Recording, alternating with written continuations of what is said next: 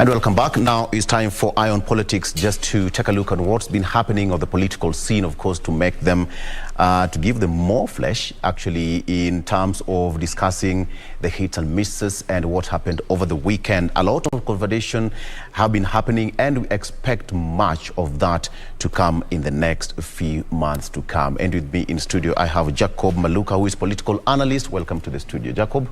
Thank you.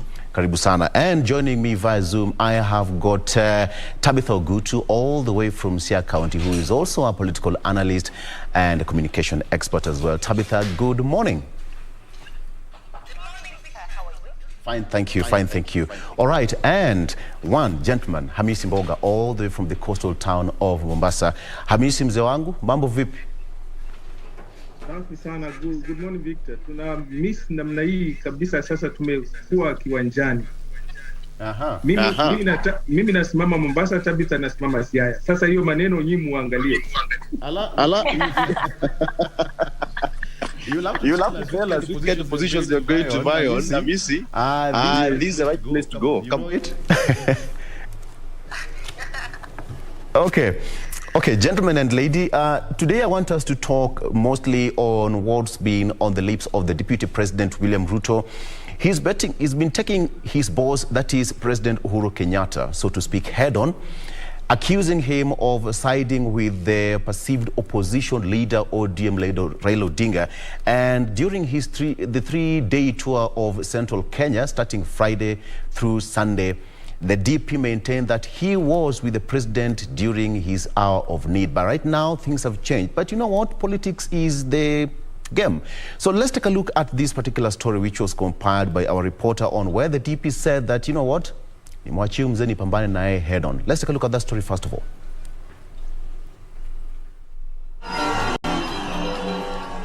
The Kenya Kwanza team, led by Deputy President William Ruto, was in Murang'a County for the umpteenth time to consolidate its support in the region. The DP again urging President Uhuru Kenyatta to stand aside and let him and former Premier Raila Odinga battle it out for the presidency in upcoming elections. Namuomba kwa heshima, ndugu yangu rais, please, wewe tukaa kando. Waachie mimi huyu mzee wa kitendawili. Huyu nitamumalizia asubuhi na mapema. Ateatia. Ruto promising to create a special fund of 100 billion shillings to cater for the youth employment if he ascends to power. The Kenya Kwanza team expressed confidence of winning the presidential election in the first round. Tungetaka kumwambia Murang'a, sisi tunajua kazi yetu, tarehe 9 tutaamuka mapema, tuangusha Raila aende nyumbani. Reason why tuna support chama ya UDA. Na pamoja ni kwa sababu tunaangalia maneno ya mkulima. Tunaweka maneno ya guaranteed minimum returns for coffee farmers, for tea farmers, for milk farmers. Ndio pia wao wakienda kulima wajue bidhaa zao hazitaenda. Okay, so that was what's happening in Murang'a County over the weekend, and the DP has been calling on the president to stand aside. He has been pleading with his boss to stop campaigning for Azimio's Raila Odinga. So let me get your comments here, gentlemen, starting with you, Hamisi Mboga, all the way from Mombasa. So Hamisi, the DP has been calling on the president, more so at his doorstep in central Kenya, for him to step aside. Why do you think the DP is focusing on the president's campaigning for the Azimio presidential aspirant Raila Odinga? Thank you, Victor, and good morning, all of us in Kenya. I think politically, some of us saw it coming. We saw it coming when 2018, the handshake came. 2019 and 2020, we saw the BBI coming. We saw it coming when the president was saying sometimes to watch it, musitangetange tufanye kazi. We could see it coming, that there is a warning, and I think the writing was on the wall. And I think that the deputy president should have seen it, and I know he must have seen it coming. So maybe now he wants to say, I saw it coming, but I deserve more compared to the support that the president may be giving to Honorable Raila Amolo Odinga. But on that view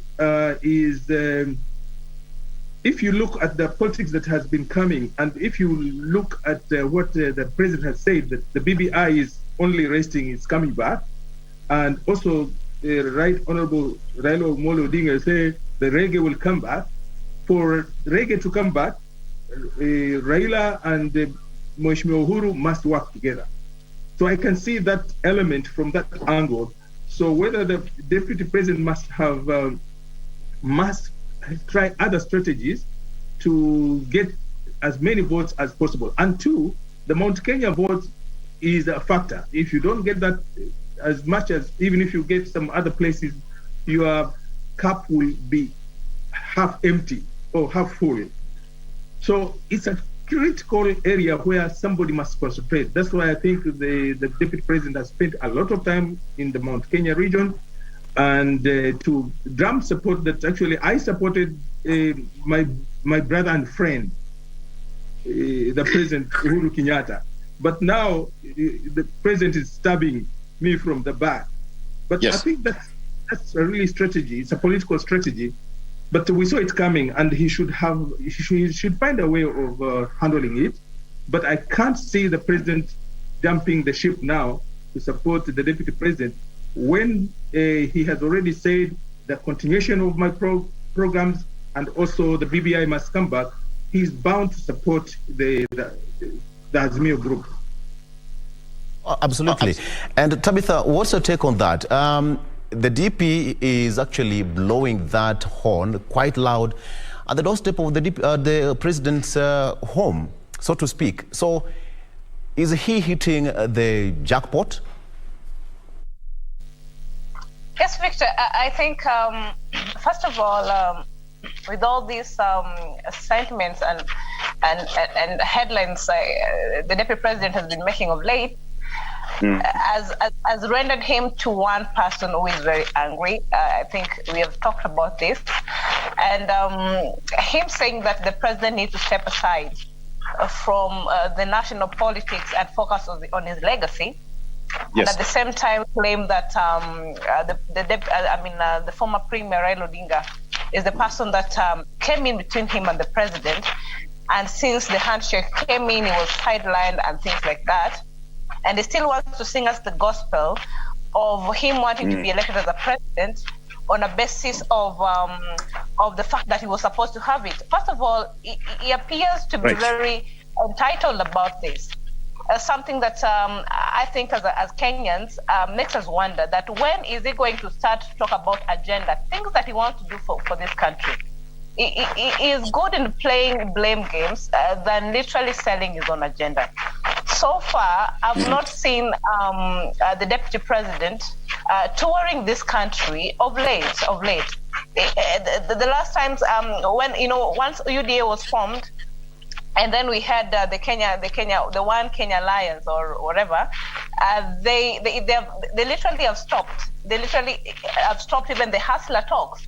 Now it's the president not doing this, the president supporting Raila Odinga, the president sidelined me. At one point he says that we have worked with the president, the projects that you're seeing of the government are a success of both our joint effort. The next minute it is the president who sidelined him, so he has not been able to work on his capacity as the deputy president. And then the president comes and tells us that the deputy president knows how to work well, working and moving with convoys of vehicles on top of the rooftop of vehicles, but not delivering. So from his speeches of late, I'll read somebody who is losing direction, literally somebody who is still venting out his anger. Of course, it's allowed, of course. What will you do? If at all you literally were banking on somebody to give you support, and then they saw that you're not fit enough. Like the president says, that his deputy is not fit enough to be a leader this time. Maybe he can try the next time, then he can support him. And he literally need to understand that Honorable Kenyatta is okay to support any candidate he wants. It's democratic right. So I think moving forward, what we need to see from the UDA camp and the deputy president is we want to hear the country right now has a lot of issues affecting it. We want to hear what he has in terms of solution, in terms of agenda, in terms of manifestos. It's okay, we have heard that the president wronged him, so what next if he becomes the president? So yes, Victor. Absolutely. All right, so Jacob, let me get your view on this. The DP has been quite vocal on the president campaigning for ODM leader Raila Odinga, and perhaps he's not so happy about it. Yeah, according to me, I think the president has a right to support whomever he thinks that is able to lead this country after him. Yes. But I don't think that he has the right to force it on Kenyans, or rather he doesn't have the monopoly of ideas, so that he tells Kenyans that after I leave, then this is the person that I want to take over me. Yes. He can choose personally as a vote. Every Kenyan has a vote. So I think he should let Kenyans choose for themselves whomever they want to lead. Remember before, when Raila Odinga was fighting for the common mwananchi in this country, there are certain quarters in this country, including what we call the deep state, or rather the system, were much against his leadership. But today, because he has teamed up with them, and Ruto, the deputy president, is now speaking the voice of the common mwananchi. Yes. They have teamed against the deputy president, so that they want whomever is supporting what they believe is what they believe in. Or rather, I see a situation where the president wants someone who can safeguard his interests when he leaves. And this person maybe has been identified to be the former Prime Minister, Raila Odinga. Well, it might be to safeguard his interests when he leaves. The president says that he is not interested in any political seat after this, but then now, it's been all over that, the president also, as a voter, as a politician, and he'd love to get someone to continue this project. This is not the first time we've seen even, former presidents or presidents who are finishing their terms campaigning for their person of choice. So why is this becoming so vocal in the DP's quarters? It's vocal, for one, because the deputy president, Dr. William Samoei Ruto, has stood with the president, Uhuru Kenyatta, ever since 2002, when he was first endorsed by the late president, Daniel Arap Moi. Yes. And the current president, President Uhuru Kenyatta, has always been opposed to Raila's presidency. So many questions are asked. What changed? Why now? Why is he so much pushing for Raila's presidency? I think that is what is causing a lot of murmurs in the deputy president, so whatever team. Yes. Yes. Okay. Hamisi, the question is, will Kenyans buy that idea of that narrative of the DP saying that he's been with the president all through from 2002 to 2007 to 2013, and here they are today? Do you think Kenyans can buy that narrative? It from a political science point of view, that the two most influential people in Kenya are the president and also the deputy president. So wherever they are, whatever they say, we go beyond their faces, their voice, because they are holding a very influential office.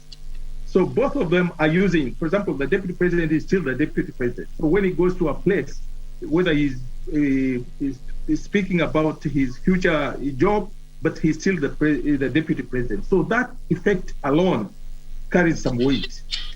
Two, in politics, my brother and sister, my brothers and sisters, it takes only a day. In fact, a day is too long in politics to change.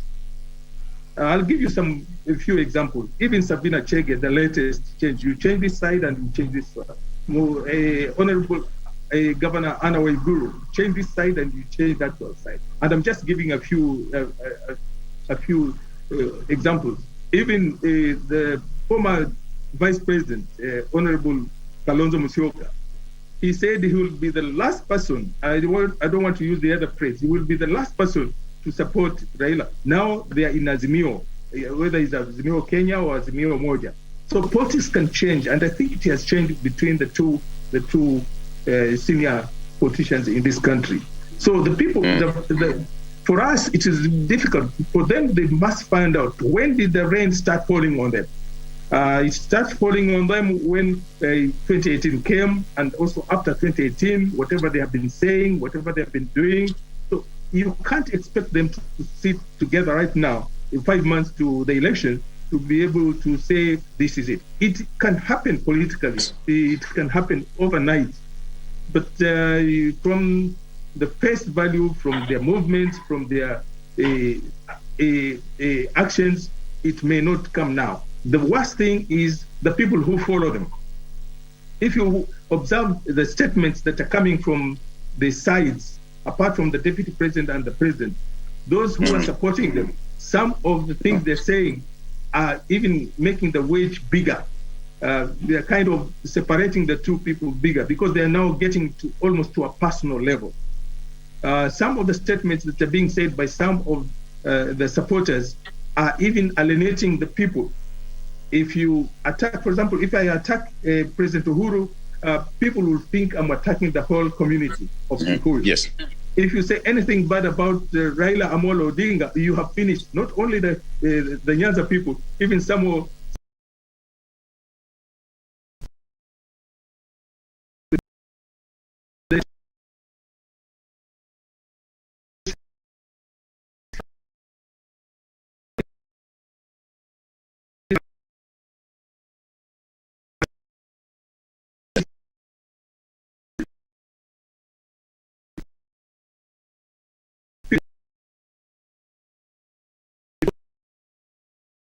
we need to have a bridge. There's no bridge between the two people. I can see politically right now, let's just go ahead. There is no way that the president, the efforts and the investment that he has done on supporting those people who are supporting him can change immediately. This is the way. In the next 5 months, we're just going to we call it the box. All right. Tabitha, let me bring you in here at this particular point.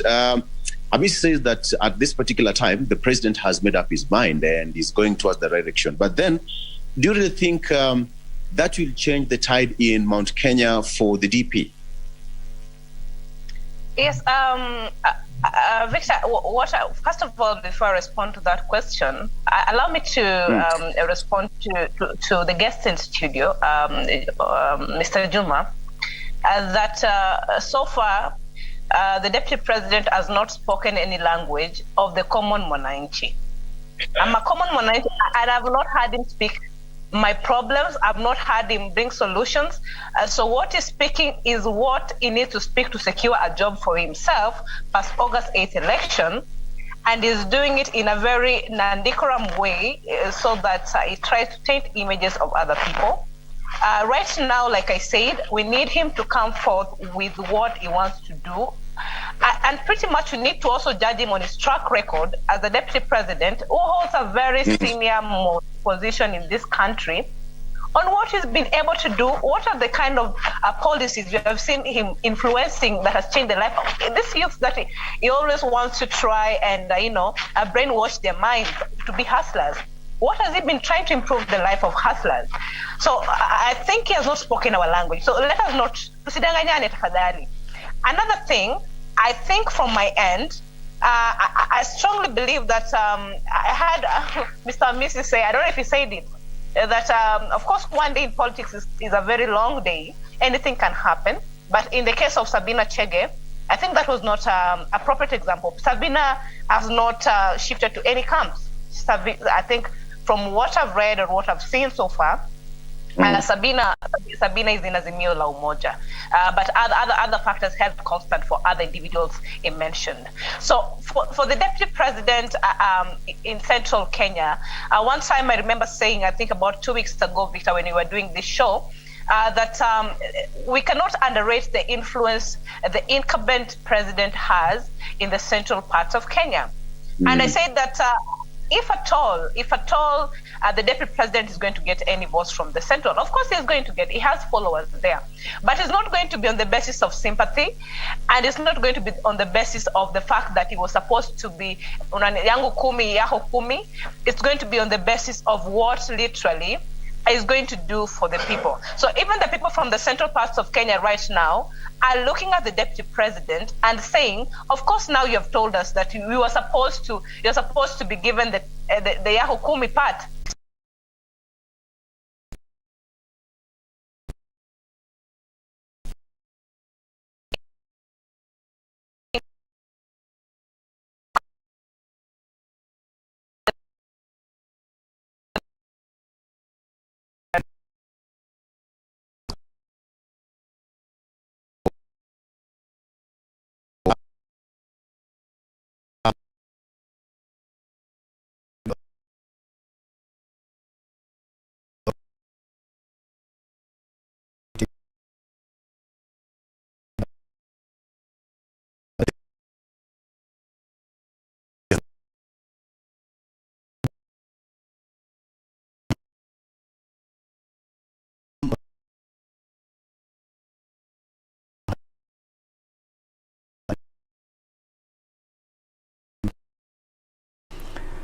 My fear is these particular people that they want to force on the people of their counties is to safeguard the interests, their self-interests, or rather to try and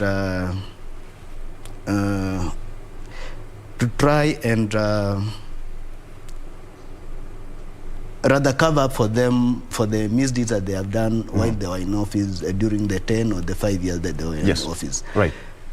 So I wish that we as Kenyans can take the path in which we are allowed to choose our leaders and not go with the endorsement of our leaders who are leaving the office. But I'm quite interested in understanding why in this particular situation is being said that being forced, because it's an election and you can pick a friend you want. I don't think they're being forced. People are just choosing their political friends, not forcing each other on the electorates. Yes, you can pick. Yes. But you having your own vote, you can pick and vote at the ballot. Yes. But using the influence you have while you're still in office and you have the instruments of power, you use the instruments of power to try and sway the thinking, or rather the way people are going to vote. Yes. That is what we are talking against. Okay, I'll still get back to that because we also have governor supporting the DP in his quest for the presidency. So are they not forcing, are they also being forced on the DP side? I will ask, you'll answer that question when we come back. Let's take a break. I have got Jacob Mulaku in studio, Tabitha Ogutu via Zoom, as well as Hamisi Mboga all the way from Mombasa via Zoom. Let's take a break. We'll be coming back with more to discuss.